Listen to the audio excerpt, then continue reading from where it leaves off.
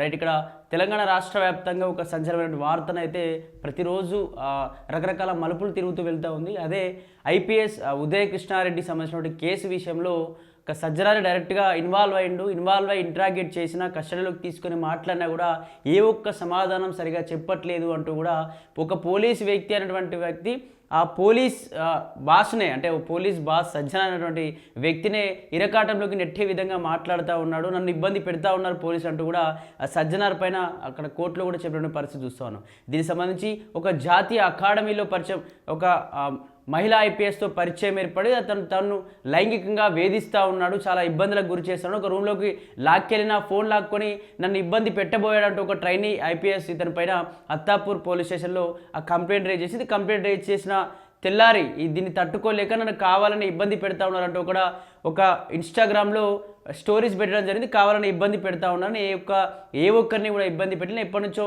1 year back నుంచి రిలేషన్లో ఉన్నాం, మా మొదటి ట్రైనింగ్ నుంచే ఆ రిలేషన్లో ఉన్నాం. ఆ రిలేషన్లో ఉన్న తర్వాత తను సడన్గా మ్యారేజ్ చేసుకుని వచ్చిన తర్వాత మ్యారేజ్ చేసుకుందిలే ఎందుకు అని చెప్పేసి నేను అవాయిడ్ చేసే ప్రయత్నం చేశాను. కానీ కావాలనే తను నువ్వు కూడా కావాలి అని చెప్పేసి ఇబ్బందులకు గురి చేసింది. తన భర్త కూడా ఈ విషయాన్ని చెప్పాను, ఈ విధంగా జరుగుతూ ఉంది అండి, నేను వద్దు అనుకుంటున్నాను, కానీ తనే నన్ను ఇబ్బంది పెడతా ఉంది, నన్ను కూడా చాలా ఇబ్బంది పెడతా ఉంది అంటూ కూడా తన భర్త కూడా చెప్పాను. ఫోటోలు, వీడియోలు, ఆ చాటింగ్ కూడా అన్నీ తన భర్తకు చూపించాను. కానీ అలా భర్త అన్నీ విన్న తర్వాత కూడా తన వైపే మాట్లాడడం ప్రయత్నించాడు. తన వైపు మాట్లాడుతూ నాపై కావాలనే కేసు పెట్టారు. కానీ అంటే మీ ఇప్పటి నుంచి కావాలనే రిలేషన్లో ఉన్నది వాస్తవమే, కానీ పెళ్ళైన తర్వాత అవాయిడ్ చేసే ప్రయత్నం చేశారని చెప్పేసి ఉదయ్ కృష్ణారెడ్డి మాట్లాడు. దీనికి సంబంధించి అదే రోజు ఏదైతే ఆ రోజు కేసు పెట్టినప్పుడు రోజే అదే రోజు రాత్రి కూడా తిను ఎక్కువగా మందు తాగి నేను ఆ సూసైడ్ అటెంప్ట్ చేసుకున్నాను అని చెప్పేసి కూడా ఆ లేఖలో ప్రస్తావించాడు. తర్వాత పోలీసులు అతని దగ్గరికి వెళ్ళి ఇతన్ని ఆ ప్రైవేట్ హాస్పిటల్, ఏదైతే ఎస్ఆర్ నగర్ సంబంధించిన ఒక ప్రైవేట్ హాస్పిటల్లో జాయిన్ చేసి ఆ తర్వాత ఇతను అసలు ఎటువంటి విష పదార్థాలు తీసుకోలేదు, ఓన్లీ ఆల్కహాల్ ఎక్కువ అయిపోవడం వల్లనే పడిపోయాడు, కానీ ఎటువంటి చచ్చిపోయే ప్రయత్నం ఏం చేయలేదు అంటూ కూడా ఇక్కడ ఉన్నటువంటి పోలీసుల విచారణలో వచ్చి డాక్టర్లు చెప్పిన తర్వాత అతన్ని ఆ పోలీసులు కస్టడీకి తీసుకొని విచారించేటువంటి ప్రయత్నం చేస్తే కూడా అతన్ని అంటే చాలా రోజులుగా రెస్ట్ ఇచ్చారు. రెస్ట్ ఇచ్చిన తర్వాత తన్ని అడుగుదాం అసలు ఏంటి, ఎందుకు సూసైడ్ చేసుకోవాల్సి వచ్చింది, ఇంకేమైనా లోపల ఇంకేమైనా జరుగుతూ ఉందా, నిజంగా అమ్మాయి తప్ప ఇతను తప్ప అని చెప్పేసి అడిగే ప్రయత్నం చేశారు. కానీ ఎప్పుడు అడిగినా కూడా సరిగ్గా సమాధానం చెప్పలేదని చెప్పేసి కూడా నిన్న చెప్తాను. ఒకసారి ఐపీఎస్ సంబంధించి ఉదయ్ కృష్ణారెడ్డి సంబంధించిన ఒకసారి ఇష్యూలోకి వెళ్తే దాదాపు చాలా రోజులు అవుతా ఉంది. రోజు ఒక రకమైనటువంటి మలుపులు తిరుగుతూ ఉంది. కస్టడీలో ట్రైనీ ఐపీఎస్ ఉదయ్ కృష్ణారెడ్డి ఎదురు ప్రశ్నలట, నన్నెందుకు విసిగిస్తున్నారు అంటూ కూడా అక్కడ కస్టడీలో దాన్ని విచారిస్తున్న వాళ్ళని కూడా క్వశ్చన్ చేసినట్టు తెలుస్తుంది. దీనికి సంబంధించి జాతీయ పోలీస్ అకాడమీలో మహిళా ట్రైనీ ఐపీఎస్ను లైంగికంగా వేధించిన కేసులో నిందితుడు ట్రైనీ ఐపీఎస్ ఉదయ్ కృష్ణారెడ్డి హైదరాబాద్లోని అత్తాపూర్ పోలీసులు తొలి రోజు కస్టడీలో విచారించారు. బుధవారం సాయంత్రం కస్టడీకి తీసుకున్న పోలీసులు గురువారం ఉదయం 10 గంటల నుండి సాయంత్రం 5 గంటల వరకు కూడా విచారించారట.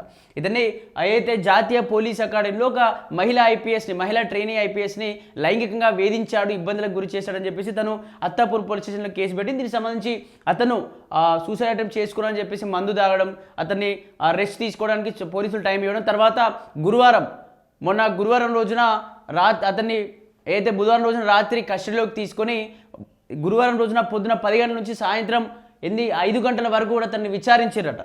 విచారించిన తర్వాత అది మొదటి రోజు విచారించారట, మళ్ళీ రెండవ రోజు కూడా ఏదైతే హైదరాబాద్ మహిళా భద్రతా విభాగం డీసీపీ లావణ్య నేతృత్వంలో ఈ విచారణ కొనసాగింది. ఉదయ్ కృష్ణారెడ్డి నేపథ్యం, మహిళా ట్రైనీ ఐపీఎస్తో పరిచయం, ఆ తర్వాత అకాడమీ వేధింపులు, పోలీస్ కేసు వరకు దారితీసిన పరిణామాల గురించి ప్రశ్నలు అడిగి సమాధానాలు రాబట్టారట. ఈ సందర్భంగా ట్రైనీ ఐపీఎస్ తనకు సన్నిహిత సంబంధం ఉందంటూ ఉదయ్ కృష్ణారెడ్డి చెప్పినట్లు తెలిసింది. ప్రేమించిన అమ్మాయి ఎందుకు వేధించావని ప్రశ్నించగా మరొకరిని వివాహం చేసుకోవడాన్ని సహించలేక అలా చేశారని సమాధానం ఇచ్చినట్టు తెలిసింది. ఏదైతే దీనికి సంబంధించి మహిళా ట్రైనీ ఐపీఎస్ వివాదంలో దీనికి సంబంధించి ఎందుకు ఆ విధంగాను ఆ అమ్మాయిని ఇబ్బంది పెట్టావు, ఆ అమ్మాయినైనా ఇంకేమైనా ఇబ్బంది పెట్టావా, ఇబ్బంది పెట్టిన తర్వాత నువ్వు ఎందుకు సూసైడ్ అటెంప్ట్ చేసుకోబోయావని చెప్పేసి మొదటి రోజు నుంచి అసలు అతను హాస్పిటల్లో జాయిన్ అయ్యే వరకు అసలు ఏం జరిగింది, పరిచయం ఏంటి అని చెప్పేసి ప్రతి ఒక్క ఆ ప్రశ్నను అడిగేటువంటి ప్రయత్నం చేసేటట. ప్రశ్నను అడిగితే కొన్నిటికి సమాధానం చెప్పినట్ట, కొన్నిటికి దాటవేసేటువంటి ప్రయత్నం చేసేటట్టు, కొన్ని ప్లేసులో ఒక పోలీస్ అని చెప్పేసి ఆ విధంగా కూడా కొంచెం మ్యానిపులేట్ చేసేటువంటి ఆ ప్రయత్నం చేసిండట. దీనికి సంబంధించి ఎందుకు ఆ విధంగా నువ్వు ఇబ్బంది పెట్టావు అమ్మాయి నన్ను అడగ్గా, లేదు అమ్మాయి నన్ను ప్రేమించిన తర్వాత తను నన్ను పెళ్లి చేసుకుంటానని మోసం చేసింది కాబట్టి కావాలని ఆమెను ఈ విధంగా ఇబ్బంది పెట్టాను అంటూ కూడా ఇక్కడ ట్రైనీ ఐపీఎస్ ఉదయ్ కృష్ణారెడ్డి మాట్లాడుతూ ఉన్నాడు. మరొకరిని వివాహం చేసుకోవడానికి సహించలేక అలా చేశారని సమాధానం ఇచ్చినట్టు తెలిసింది. ఈ క్రమంలోనే పోలీసులు మరిన్ని ప్రశ్నలు అడిగేందుకు ప్రయత్నించగా నన్నెందుకు విసిగిస్తున్నారు అంటూ నిందితుడు ఎదురు ప్రశ్నించినట్టు తెలిసింది. అత్తాపూర్ ఠానాకు సిపి సజ్జనార్ వచ్చి విచారణలపై ఆరా తీశారట. దీనికి సంబంధించి అతన్ని అత్తాపూర్ ఠానాకి తీసుకెళ్లి అక్కడ విచారణ చేసినట్టు దాదాపు గురువారం రోజు 2 రోజులు విచారణ కస్టడీకి తీసుకున్నారు. గురువారం రోజు పొద్దున్నే 10 గంటల నుంచి 5 గంటల వరకు తనని విచారించారట. విచారణలో భాగంగా ఆ అమ్మాయి ఎందుకు ఇబ్బంది పెట్టావు, ఇలా పరిచయం ఏర్పడిందని అడగగా, లేదు అమ్మాయిలను సన్నిహితంగా ఉన్నాం, మేము పెళ్లి చేసుకోవాలనుకున్నాం, కానీ తను వేరే పెళ్లి చేసుకుంది, అందుకే ఈ విధంగా నేను ఇబ్బంది పెట్టానంటూ కూడా సమాధానం ఇచ్చారట. అదేవిధంగా దీనికి సంబంధించి ఎక్కువ ప్రశ్నలు అడుగుతూ ఉంటాయి. అంటే ప్రశ్నలమే ప్రశ్నలు అడుగుతుంటే ఇవన్నీ నాకు ఎందుకు అడుగుతున్నారు, ఎందుకు విసిగిస్తున్నారు, ఎందుకు ఇబ్బందులు గురి చేస్తున్నారు అంటూ కూడా అతను ఆ పోలీసులను ఎదురు ప్రశ్నలు అడిగినట్టుగా తెలుస్తోంది. దీనికి సంబంధించి సజ్జనార్ నేతృత్వంలో సజ్జనార్ యొక్క అధ్యక్షతన దీనికి సంబంధించి విచారణ కొనసాగిందట. దీనికి సంబంధించి ఆ సజ్జనార్ విచారణ అయిపోయిన తర్వాత సజ్జనార్ పైన కూడా కోర్టులో రకరకాలుగా చెప్పిండట. ఇది నిజంగా నన్ను ఇబ్బంది పెట్టారు, ఒక పోలీసులా కాకుండా కనీసం సీసీ కెమెరాలు లేకుండా నన్ను ఇక్కడ విచారించడం ఏంది, కనీసం సీసీ ఫుటేజ్ ఉండాలి కదా, ఒక పోలీస్ అధికారిని, నేను ఒక చిన్న సామాన్యమైన వ్యక్తి కాదు కదా, నేను ఐపీఎస్ వ్యక్తిని, ఈ విధంగా విచారించడం ఏంది, నన్ను ఇబ్బందులకు గురి చేశారు, వీళ్ళపైన ఖచ్చితంగా యాక్షన్ తీసుకోవాలని చెప్పేసి కూడా వాళ్ళపైన దీనికి సంబంధించి వాళ్ళపైన కూడా ఈ విధమైనటువంటి క్వశ్చన్లు వేసే ప్రయత్నం చేసినట్టు కోర్టు కూడా దీనికి సంబంధించి చెప్పిండట. అలాగే దీనికి సంబంధించి పోలీసులకు ఇంట్రాగేషన్లో అంటే కస్టడీలో ఏం తెలుసుకునే ప్రయత్నం చేశారంటే, గురువారం కస్టడీ అయిపోయిన తర్వాత మళ్ళీ శుక్రవారం కూడా కస్టడీ తీసుకున్నాం. శుక్రవారం కస్టడీలో ఏం జరిగిందంటే, అతని యొక్క ఫోన్ సూసైడ్ చేసుకున్నటువంటి సందర్భంలో అతని ఫోన్ ఎక్కడ ఉంది, ఐఫోన్ ఎక్కడ ఉంది, అది ఎందుకు మాయమైపోయింది, అలాగే ఇన్స్టాగ్రామ్లో కావచ్చు దీనికి సంబంధించి ఒక లేఖ రాశానని చెప్పేసి రాసిండు, రకరకాల స్టోరీలు పెట్టిండు. ఆ స్టోరీలు ఎందుకు పెట్టవలసి వచ్చింది, ఆ ఫోన్లో అమ్మాయితో చాటింగ్స్ కావచ్చు, వీడియో కాల్స్ కావచ్చు, ఫొటోస్ కావచ్చు, దీనికి సంబంధించిన వీడియోస్ కావచ్చు, ఏమున్నాయి, దీనికి సంబంధించి నిజంగా జరిగిందా, అమ్మాయిది ఏమైనా తప్పుందా, ఇతను తప్పుందా తెలుసుకునేటువంటి ప్రయత్నం భాగంగా రకరకాల ప్రశ్నలు ఇచ్చారంట. ఫోన్ ఎక్కడ ఉంది అంటే, లేదు నేను తాయిన మైకంలో నేను అసలు ఎక్కడ పడేసానో తెలియదు, నాకు అసలు ఏం గుర్తులేదు, నన్ను ఏం అడగకండి అని చెప్పేసి ఆ దాట వేసేటువంటి ప్రయత్నం చేసిందట. వాళ్ళకు సమాధానం సరిగా చెప్పలేదు అంటూ కూడా సజ్జనార్ కావచ్చు, అలాగే లావణ్యగర్ నేతృత్వంలో ఉన్నటువంటి ఆ పోలీస్ సిబ్బంది అయితే చెప్తాను. దీనికి సంబంధించి ఇంట్రాగేట్ చేసేటువంటి ప్రయత్నంలో శుక్రవారం రోజు అతని ఐఫోన్ ఎక్కడ ఉంది, అతను రాసిన లేఖ ఎక్కడ ఉంది, లేఖ ఉంది అని మాత్రం చెప్పాడు, కానీ ఆ లేఖ ఎక్కడ ఉంది, లేఖ ఎందుకు కనిపించట్లేదు, ఆ లేఖ ఎటుపోయింది, లేఖ ఏమైనా కుటుంబ సభ్యుల దగ్గర ఉందా, లేకపోతే ఎక్కడైనా దాచాడా, ఏదైనా ఫ్రెండ్స్ దగ్గర పెట్టాడా, లేకపోతే అతని ఇంట్లోనే ఎక్కడైనా దాచిపెట్టాడని చెప్పేసి ఈ విధంగా విచారణ కొనసాగుతుందట. లేఖ దొరికితే ఆ లేఖ తర్వాత ఆ ఐఫోన్ ఎందుకు మాయమైంది, ఐఫోన్లో ఏమేం ఆ వీడియోస్ కానీ ఆ ఫొటోస్ ఉన్నాయి, మరి ఎటువంటి ఆధారాలు దొరికే ఛాన్స్ ఉందని చెప్పేసి ఆ పోలీసులు ఇంకా విచారిస్తున్నారట.